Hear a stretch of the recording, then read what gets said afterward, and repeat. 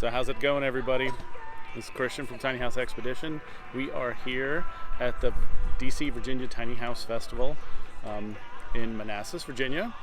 And we are doing live broadcasts today, the whole weekend. So this is our first one of the weekend.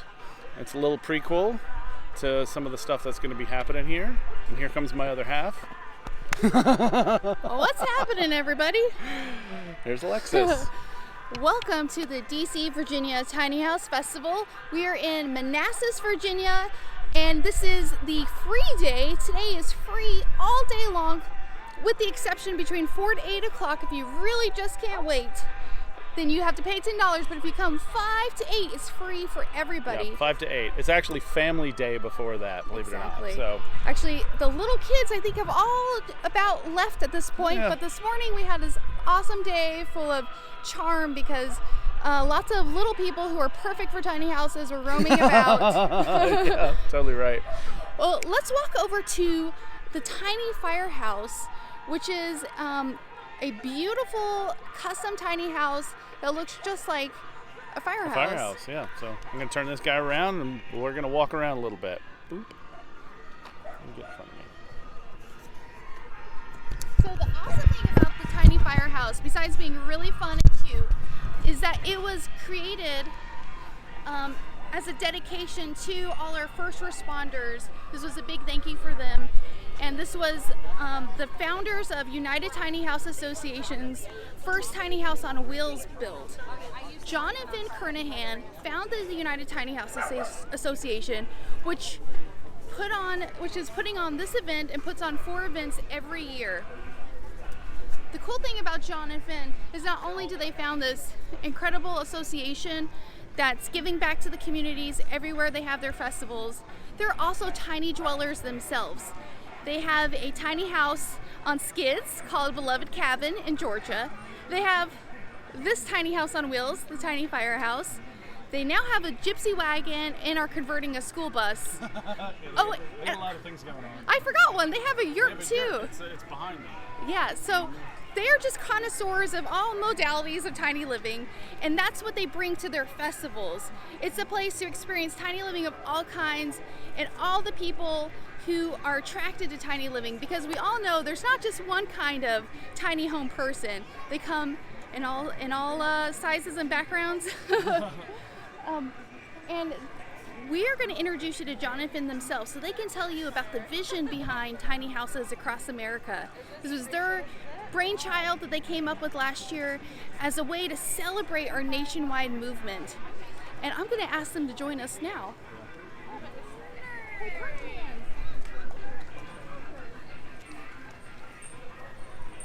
So I'm very excited to welcome Finn and John Kernahan here. Hey, everybody. Hello. You at home? So I was just telling everybody that you guys are connoisseurs of tiny living because you have a tiny house of every kind now. Well, almost, but not every. We're getting there. Yeah. That submarine. We still got it. We're working on that yellow submarine. So. Yeah, I was gonna say, what are you missing? A sailboat and a treehouse, I think. Well, that's what I think that would be next. The treehouse is next on the backside of the property. I'm coming to visit. That's my dream house. And we did live on a canal boat over in UK for a while. We did do that. So we got our boat system. I think that actually the spark of the tiny lifestyle. That's kind of like when we stayed on a canal boat over there in UK, we were like, hey, this is kind of cool. Awesome. It's the old barges that the horses would pull goods and stuff up and down the canals that they made all throughout Europe and stuff. And then people started turning those barges into, then they became diesel powered and they got rid of the horses. And then they started enclosing them and they started turning them into these luxury little cool houseboats, but you step down into them. So when you're standing inside and you look out the porthole, your head is at water level. Wow. And they only go about 3, maybe 5 knots and you have to steer them with a tiller. and you have to stand the entire time. It's nice, but it just takes you forever to get anywhere. Because you have to get out and open up the locks, and so you have to open the locks. You have to raise the water. Yeah, that's a lot It of was work. amazing, and we did it. Finn became a champion at it, and I became a champion at falling off the locks like into the water.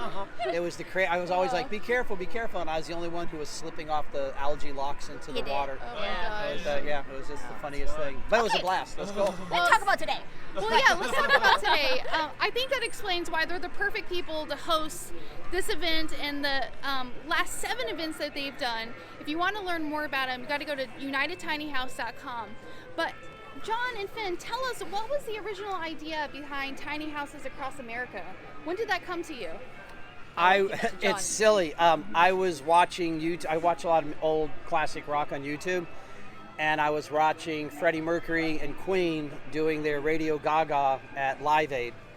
And then I started reminiscing about Live Aid, and I started thinking about how it was back then, and it was so amazing on TV. And then I remembered Phil Collins went from UK to US, and then the next day, I said to Finn, we should do that. And at first, the idea was to do it here and overseas. We backed that down a bit. Then we decided if we're going to do this the first time out, instead of doing it all ourselves, United Tiny House, let's invite somebody who's at least done a one event. So we reached out to Renee McLaughlin. We announced tiny houses across America, though we didn't call it at that then. We announced it at our New Jersey Tiny House Festival Father's Day weekend last year that we were going to do it next year. And then in our Tennessee event in September last year, I made it sound like it was really going to happen, like concrete. And that's when we were like, okay, we got to make this happen now. And so then we reached out to Renee McLaughlin right before the Jamboree in October. Right. And then we finalized everything at our Florida event, got it all worked out, and here we are today. So 3 events, Renee at TinyFest California in San Jose, Melody at TinyFest MidWest in Bellevue, Nebraska, which is like Omaha, near Omaha. And then here, the DC, Virginia Tiny House Festival.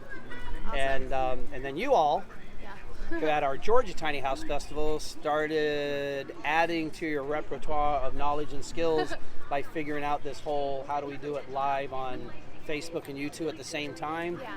And then we're able to And parlay it from there. We've heard so much positive feedback from people who said, hey, I can't make it to any of the events, and this allows me to be a part of it. And I think that's something really special. It does truly make it a nationwide celebration. And then plus, how cool is it that while you're standing in line at one place, you can see what's happening at the other one? Yeah, it's pretty exciting. It's pretty cool. So thank you, Mark, and whoever invented YouTube. We appreciate And that. we That do was really believe fun. that we should make it more accessible to people, not just for a small group of people, but just to make it big. Yeah. Well, on the topic of access, tell us who gets in this weekend for free, because I think that's something really special that you guys do. All right, so not our first event in March 2016, but our second event in Florida in November 2016. Shorty, Finn, whoever, they came up with the idea of a school day. And so all of our 6 of the 7 events to date, we've had a free school day where homeschool, private school, public school students, their teachers, chaperones and all, they can pre-register and come in on Friday for free, starting in the morning. So since school's out, we made it a family day. So we have, I don't know how many, couple of hundred, I told 200 something families who've come out and they for free, starting at 9 a.m. this morning. Great. And then tonight at 5 p.m., we open the gates to everybody and their sister for free. And I was thinking, because it ties us back to the Tiny Firehouse, who are the people who always get in free no matter what? Sure. So all it doesn't matter what day or anything of that nature. Veterans, enlisted, retired, discharged, veterans, military, law enforcement, and on-scene first responders such as firefighters, transport, EMTs, the folks that are out there on the battle line, on the And as don't first forget responders. the police officer. Law the police enforcement, unit. yep, Yes. yep. Wow. We call them law enforcement here, and you call them bobbies and police officers over Oh, I there. like you. bobbies. Thank So, you. Thank you. That's cute. And then, yeah, Well, so and so I love that so much, and that is part of the inspiration for this house, right? That's right. Tiny Firehouse. Yep. Yes. Yep. The one of our three of the main things so there's over 60 causes and charities that we've contributed to over the years, and every event somewhere between 22, 28 different charities, causes we contribute to, and something we have a reoccurring thing is helping out volunteer fire departments. So when we decided to build our second tiny house last year, we wanted to make it a tribute house, and we looked at our three main personal causes, not necessarily the ones we give the most money to, but the ones that we have a personal thing for. So it's either going to be breast cancer awareness, military, homeless vets, or firefighters. We couldn't come up with a really cool theme for breast cancer support and awareness that hadn't already been done. Gotcha. When it came to the Veterans Tribute House, Finn pointed out I was designing another hunting cabin for myself. So the vegetarian raised Buddhist in Thailand was kind of anti that whole hunting lodge on wheels I was making. I'm like, no, it's for the guys who serve us. You know, we're going to use the ammo cases for storage compartments. Maybe our next theme, but not for Right. now. Yes. It's not So, now. because we wanted this tribute house to be like a mutual, and then I said, how about the firefighters? And Finn came right back with, can it be red? Which is Finn's favorite, or one of her Perfect. top favorite. And I said, Yes. well, of course. And then Finn was like, sure. I mean, it was like decided in like 20 seconds. It just happened so quick. You know, and Well, that's because we know she's the real boss, right? yes. I am not. I work for him. I work for him. Yeah, tiny wife rules my life. She knows how to use a butterfly knife. So Would you guys want to come in and tour our house? That would be Let's do great. that. Let's come on in, guys. So we were talking earlier. So yes, we were talking about renting your place. Yes. oh, sure. Yes. Excuse me for just a minute. We're going to do a brief tour of the beautiful tiny firehouse, which is the most luxurious fire station I've ever seen. I have to So say. we're walking. The Lincoln bedroom is on the right here. Please notice the stain on the pillowcases from Eisenhower when he had a fever. Is that one of your animals? Yeah. Yeah, so this is the firehouse. From the outside, I got my firehouse. I will admit, Finn really designed the outside, and the guys at Free Range Tiny Homes out of Eatonton, Georgia, I just said, oh, I want this, I want this. I didn't know how I wanted it. Like, I want a flashing light bar from a fire truck on the house. I had no clue how it would be done, where it would go. I just said I wanted that. I want gauges off the side of a fire truck, the dials and stuff. Didn't know where, I just knew I wanted it. Yeah. Finn and the guys figured it out. The inside literally is Finn. Finn, once you step over the threshold, you're in Finn's house. The only thing that's really mine, designed in here, is I had to fight tooth and nail for the slide pole. Finn did not want this because she said it's in the way, it's a pain in the butt, and she's glad we have it now. But in the design process, she really wasn't feeling the love on it. But I really wanted it because it's a firehouse. Right. And so we got the brass. Actually, it's not even a brass fire pole. A brass fire pole. We started looking into it, and Finn was really excited because it was like $3,000, and she's like, "Good, this isn't going to happen." And then some guys, friends, they gave us a Schedule 40 galvanized commercial fence post. Oh, wow. They actually had to weld two pieces together because they didn't have a one that was long enough. Yeah. And then another company in our hometown, they powder coated the brass onto it, and that's how we got it. So the whole thing cost us $120. Wow. And Trevor, I can't remember Trevor's last name, but he's one of the producers with HGTV, Tiny House Big Living. Right. And he's the gentleman, him and his girlfriend have the tiny house with the bike parts. Oh, Heart of It All House. Yeah, part of it all. Trevor was the one who said, when I was like, man, I expressed how we're not going to be able to do the brass slide pole because it's going to cost too much and there's no way Finn's going to approve it. And then Trevor said, have you ever thought about powder coating? And then we were sort of like, I was like, huh. I said, but won't that scratch off? And he said, chances are it won't. Wow. And he was right. It hasn't.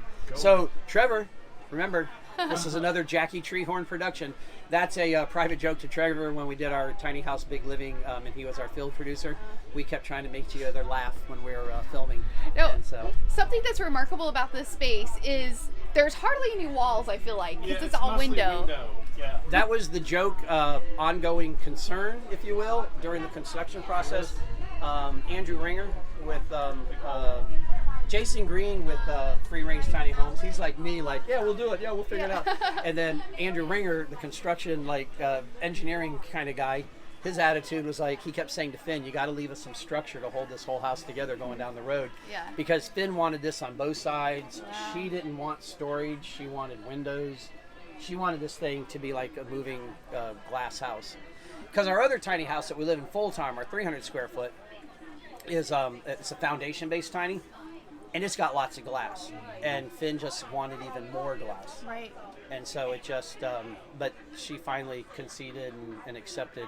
As soon as they said structural integrity going down the road, I think the panicked look in my face and very concerned look in my face, Yeah. Finn was sort of like, yeah, okay, we'll comment. We'll bump it down. All right. Well, now you got 2 minutes to show us the rest of the house. All right, so, so, little kitchenette. We got a thing from IKEA. What tiny house isn't complete without IKEA?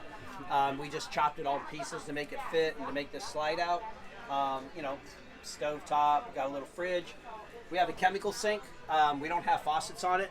So to make it work, you have to stand in front of it and put your foot on it.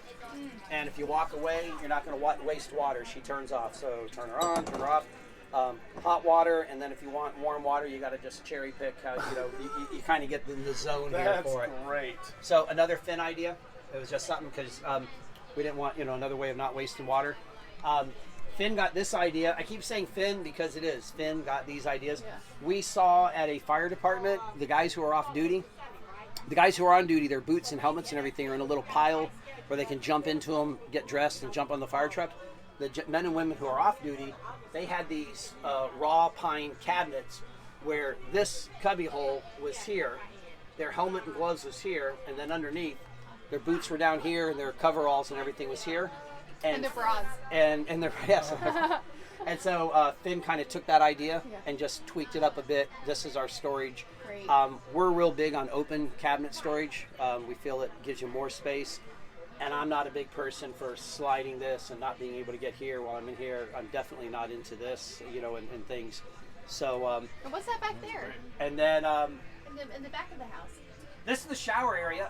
This came off a fire truck, just to share. These are hatches. These are where the oxygen tanks were. And so we made a rolling storage cabinet, and then that's the fold-out table on the wall there. It's made out of one, so she folds out. That's great. And these are just hatches off the fire truck. And this, you can tell from the painting on it, this was like an old school truck. And then out here is the outdoor shower. At our 300 square foot, we have like a clawfoot bathtub. It's like a real romantic. It's been like a garden magazine type things. It's a real beautiful bathroom. We rarely use it other than using our Nature's Head composting toilet. We don't use the tub. We always use our outdoor shower because we're in the middle of nowhere, and it's just, we prefer it. So Finn wanted an outdoor shower on the road, so that's what we did. We put an outdoor shower here, and we put the Nature's Head outside as well. So. And that's how we do it. One of our 2 solar systems is all in here underneath this little cabinet. So this is where the batteries, the inverter, the controller, and everything's at. And this is Finn's, one of her favorite little sitting, reading, hanging out areas. Well, thank you so much for showing us your beautiful very much. home. And I want to remind everybody that we'll be broadcasting all weekend from DC, Virginia, from TinyFest MidWest and TinyFest California.